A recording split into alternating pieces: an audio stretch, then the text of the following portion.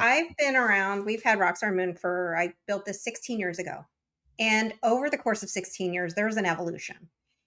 And that evolution is hard. I will tell you, in the beginning, I was taking on clients to do a certain type of work and building my skill set and doing the things and planning that this is just going to be a side hustle. So I could take on everything. And I did. So Yeah. I'm doing things that from industry to industry and change to change. And I wasn't intentional about how I was setting out to build. I just created this is some awesome extra income that I'm making. And I've had clients with me now for 16 years. Their business model doesn't really fit what I want to do anymore, but I know how to do it. So it's just that's still my side hustle. But for everyone else, we've had clients that we've turned away and that we've ended long-term relationships with because they really don't fit them up. They don't fit what I want to do. There's no way that we're going to be able to service them in the way that I want to be able to build a team and the way that I want to be able to build that out and the way that I want to be able to create impact.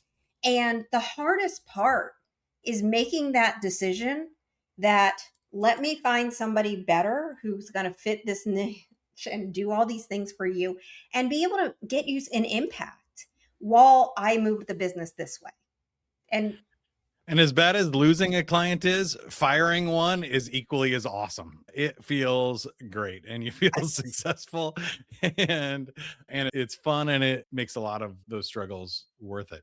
I want to get to the next step with you though, because I do think designing it right is an important first step. Even if you're talking about AI or an AI agent, is like, are you giving ChatGPT the context and knowledge about you to even know what your offer is when it's creating a post and what you stand for, who your ideal client, a huge first step. But then we got to get to a point of sort of automation or scaling, or at least processes and systems and people in place to grow this business beyond what we can do in 24 hours. Can you talk a little bit about how you found success with that?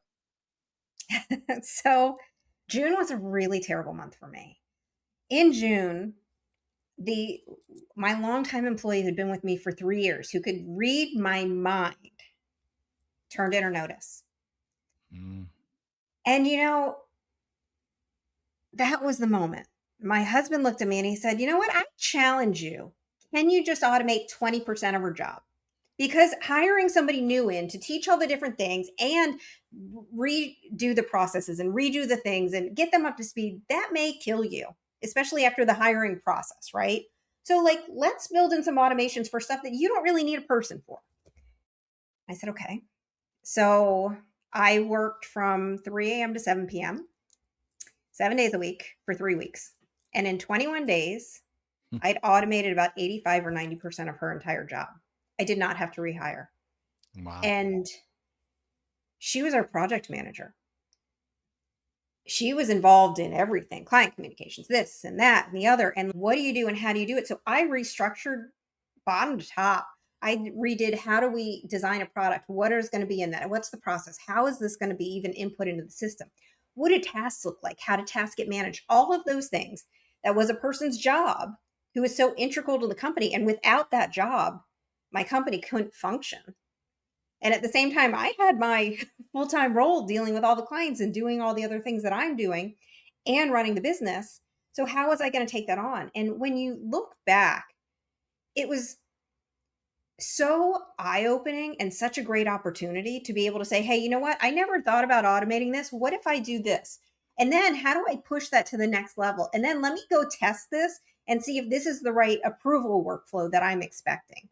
And in doing that, not only do we expand our capabilities, but we've been able to scale in ways I didn't think we could. I was concerned I would be working that long shift till the end of time until I got somebody in and had them fully trained. But because we didn't have to do that, I was like, all right, I have extra capacity. And the team had extra capacity because now we are so proactive instead of reactive. So now instead of, oh my God, we forgot about this and we have to get this in the system and all those things, we're no longer firefighters. It was such an amazing transformation. I